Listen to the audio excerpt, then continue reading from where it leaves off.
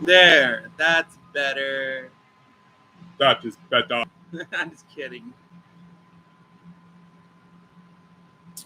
So,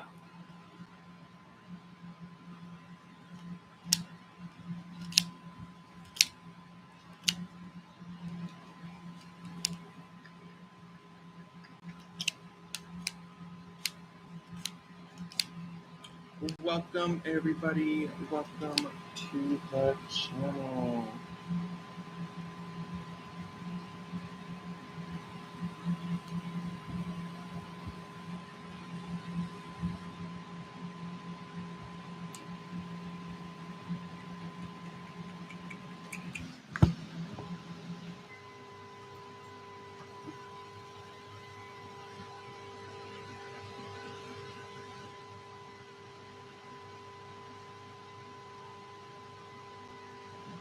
Hi. How are you? Hi. I should be on the app right now so I can start getting ready to deflect the hate.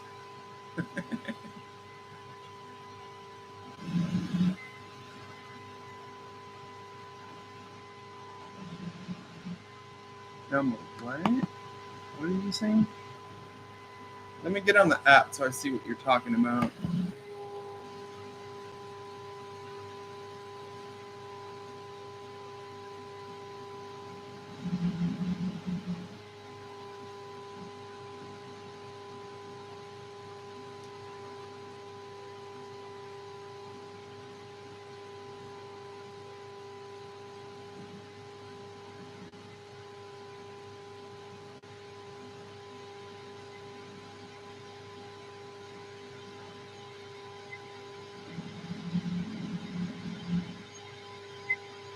Moderate? Oh, yeah, I did a moderator reset. Oh, yeah, I did a moderator. I'm resetting all the moderators because a lot of the comments that was going through the live stream, I couldn't see for some odd reason. So, yeah, I'm doing a moderator reset. What's your name, Banned for Life? What's your name?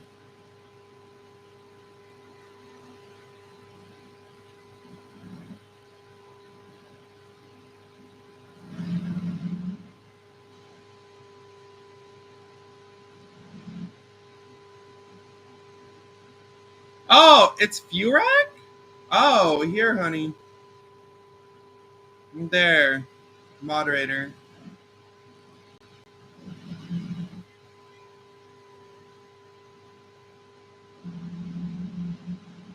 Just make sure you read these comments before you kick them out.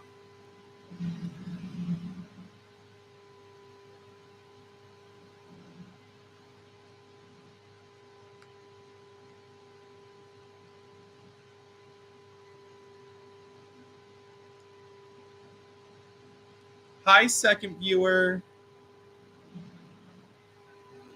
Are you going to say hi, or are you just going to be a creep and just sit there?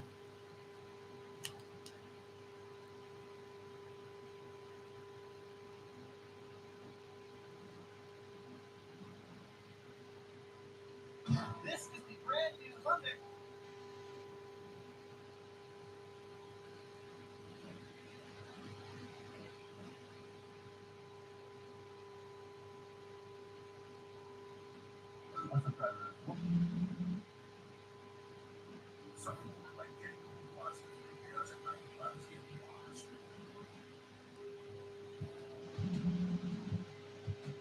Yeah.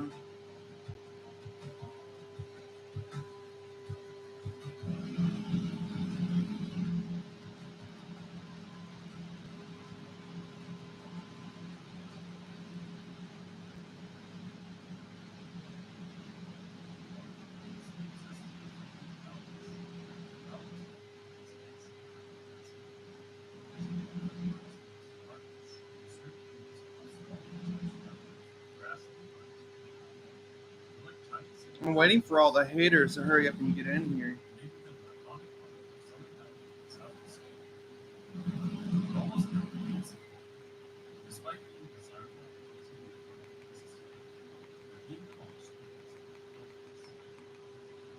Why is this happening?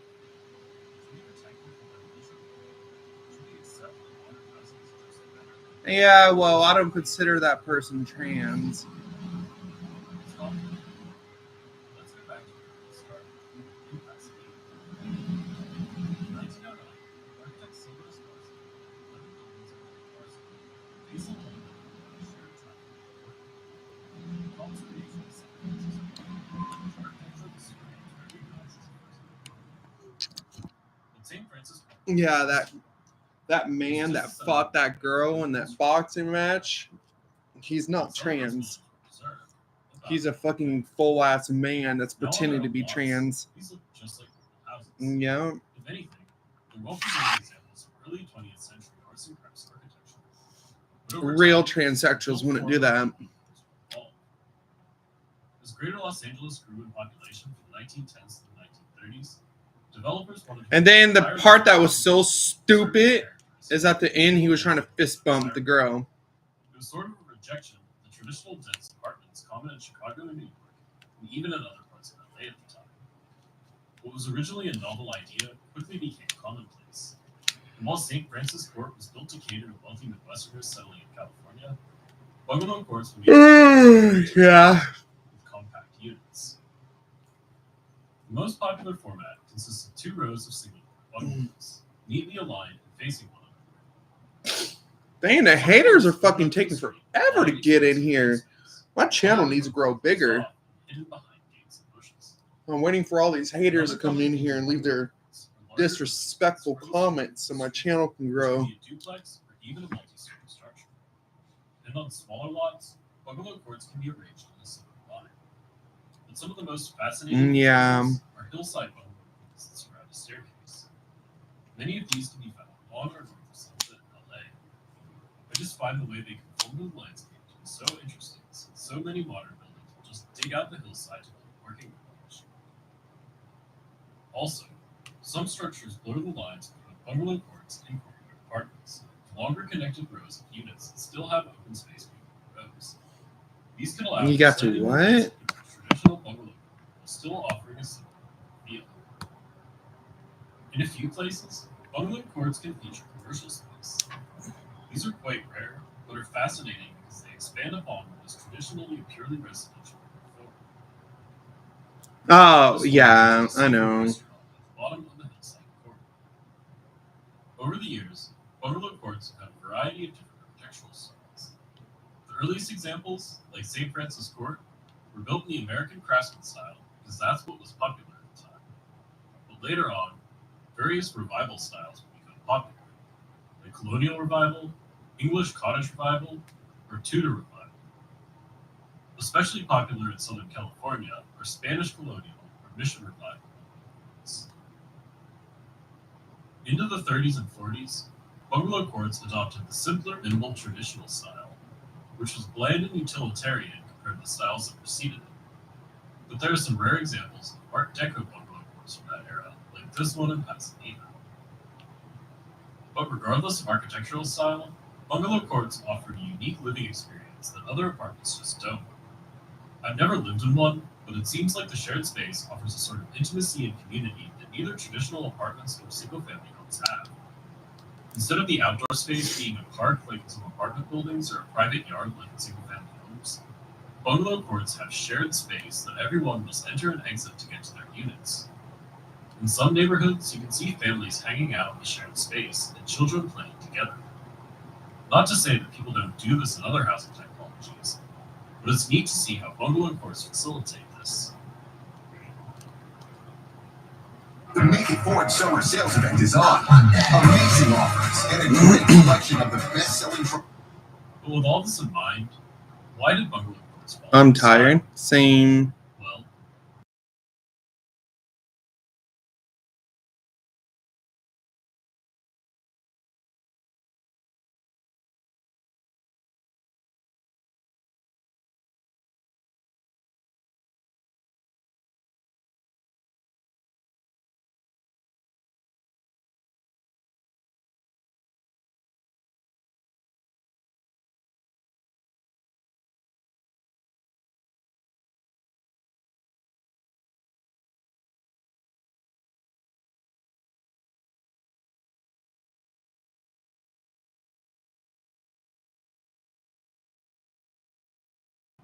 Today, Damn, I was thinking I would get some haters right now. but it's fascinating. Where's all the damn haters? Southern California legacy.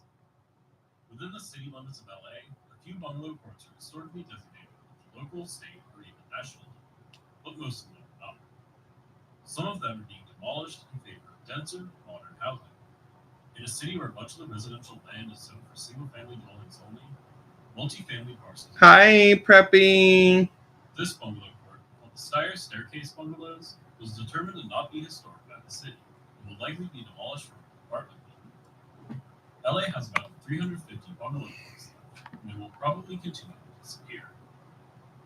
But in Pasadena, bungalow courts are treated like an essential part of the city's history. Out of 142 in the city, about 60 have a historic designation, and many more are eligible for the historic designation. They're all listed in the city's online database that shows you where they are. And lots of them have unique names which give them this sense of importance, like Cypress Court, Carts Court, or Bowen Court. And even today, the legacy of bungalow courts influences Pasadena's reform. As a tribute to the bungalow court, City Council. Oh, yeah. The haters are living with their mommy and daddy. They're doing chores for their mommy and daddy at 40 years old. This is Wilson Court. Can I go on YouTube yet? Not yet. Finish taking out the trash. Stupid haters. And one more interesting part about Pasadena's bungalow court lore is that Sylvanus Parsons' St. Francis Court was not really the first bungalow court. According to urban designer Todd Gish, a public housing project built a year earlier in the El Sereno, a lot like what we would call bungalow. Perhaps it's really hard to say when the first bungalow court was built. After all, multiple small dwellings clustered together is nothing new or novel. There just came a time when architects. These haters are taking forever. Special. And in a place like the U.S., where single-family housing is seen as the default, something different like bungalow. Even though I'm uploading this video on YouTube, and I just show my toes, my pedicure. Restore Neighborhoods LA recently built the first bungalow courts in over 70 years. It's called Bungalow Gardens and is only feasible because of extra incentives for affordable housing projects that allow more density and parking. The final result is quite nice for a fairly reasonable budget, $225,000 per unit. For reference, the average affordable housing unit in LA costs around $500,000 to build. Obviously, one new bungalow court isn't much of a comeback, but there can be more on the way, especially with recent changes to California state housing policy intended to remove the housing crisis. Back in 2016, the state passed a law allowing property owners to build an additional residence, called an accessory dwelling unit. Another state law, called SB 9, allows two main dwellings on single-family lots, regardless of local zoning. And the bill also allows lots to be split for each house. Once this gets done, each one can have their own accessory dwelling in the backyard, effectively creating a small 4-unit bungalow. Instead of just being for rentals like traditional bungalow courts, the small separated dwellings allowed by these laws could become a lucrative homeownership opportunity in places where most people could not afford a full-size single-family home. This goes further with another law which allows streamlined approvals for small lot multifamily housing, and streamlines the way these lots can be split to provide homeownership opportunities. Another law will allow accessory dwelling units to be sold. I might as well just finish getting ready for work and leave the stream going. Small lot ordinance that allows certain houses to be split up for smaller units, and the results are promising.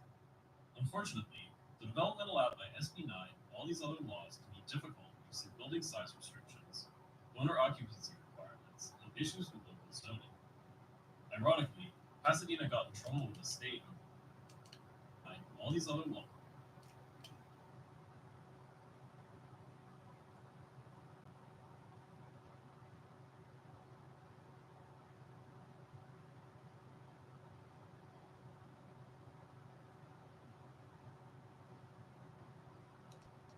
Difficult because of building size restrictions, owner occupancy requirements, and issues with local zoning. Ironically, Pasadena got in trouble with the state over SB 9 for trying to. I'm gonna start finishing getting ready. Broad interpretation of the law's exemptions for historic dwellings. But hopefully, future state legislation and updates to local zoning might be able to fix this. But with all this in mind, it's easy to wonder, why not just build regular apartments or condos instead of something like bungalow courts? Depending on the zoning, apartments can be several stories tall and can much more efficiently fit housing into one lot. And this is clearly the path lots of developers take in LA when they have expensive development land. But some huge factors here are construction scope and cost. Bungalow courts are typically just one story and don't need elevators, hallways, or other expensive infrastructure and equipment like apartments do. Architect Alfred Toole has pointed out just how much the lower construction costs can affect affordability, even when land costs are higher. The simplicity also makes bungalow court style development a lot more attractive for regular homeowners who would never dream of building an apartment building. Each unit can be built out gradually as an ADU, possibly without the need for a bank loan. Also, bungalow courts can just be really nice. They offer this sort of gentle density that a lot of people find attractive. And something like a new type of bungalow court probably isn't enough to fix the housing crisis in much of LA proper, where the housing shortage is so bad that dense apartment buildings need to be part of the solution. And in some cases, this might require demolishing older houses like bungalow courts. But in more suburban areas of California, much of the available housing stock are expensive single-family homes because everything else is needed to build. Here, something like bungalow courts can do a lot to enhance walkability and make homeownership more affordable by gently increasing density. And maybe that won't look like bungalow courts at all. Lots of people demand larger living spaces and more amenities than the traditional bungalow court can offer, so maybe they would grow in size or type. But all this would require changes to zoning or an expansion of the state laws that override them.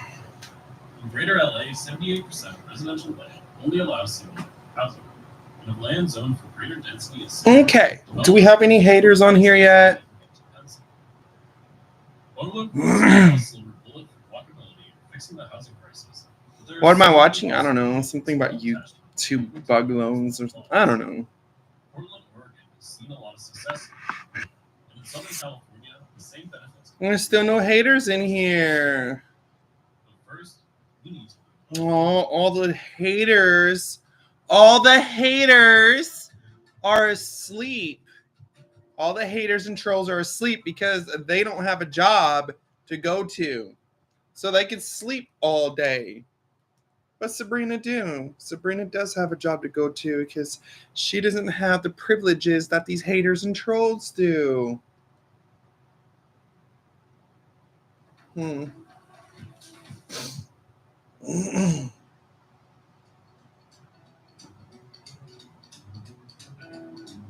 Pizza roll sounds so bomb right now.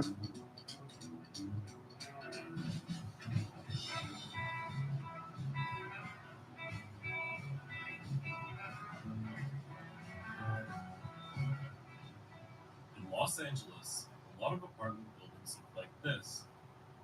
They're all from the 1950s and 1960s and feature a distinctive built form and style. Called Dingbats, these are 2 to 3 story wooden boxes covered in stucco, featuring carports or garages at the ground level. They are typically built on single-family lots and maximize their footprint by leaving little room for a yard or common space. And most strikingly, they have signage or decoration that evoke strong feelings of mid-century nostalgia. The name Dingbat comes from the ornamentation, which can be similar to the various stars and shapes of typographical dingbats. The multiple units above carports found at Dingbats provided a cheap solution to create dense housing while also storing cars, which became a lot more useful to the average California family as the freeway system was being built. While the single-family home was seen as the family's end goal, the Dingbat provided a compromise, where everyone had their own parking spot and exterior-facing door, but still shared space with others. Since they were so cheaply built, the actual units inside Dingbats are unremarkable, often with thin walls or awkward floor plans. The only interesting or distinctive feature of the buildings are meant to be experienced from the outside. Any signage, decoration, or lettering is large enough to be clearly read by passing cars. This is so the buildings can function as billboards advertising themselves. Over the years, critics have derided Dingbats, calling them a bad idea run amok, or Los Angeles architecture at its worst. Some of their criticism is valid. Dingbats are often old and not well maintained by absentee landlords, and the cheap building materials exacerbate this. They also lack quality common space for socialization. In being a compromise between apartments and single-family homes, dingbats can have the negative features of both. Although dingbats often face criticism for their styling being dated or tacky, their ornamentation is so critical to what makes them interesting. Well, I'm gonna go. They're basic, Bye. simple, and cheap structures. They're purpose-built, affordable housing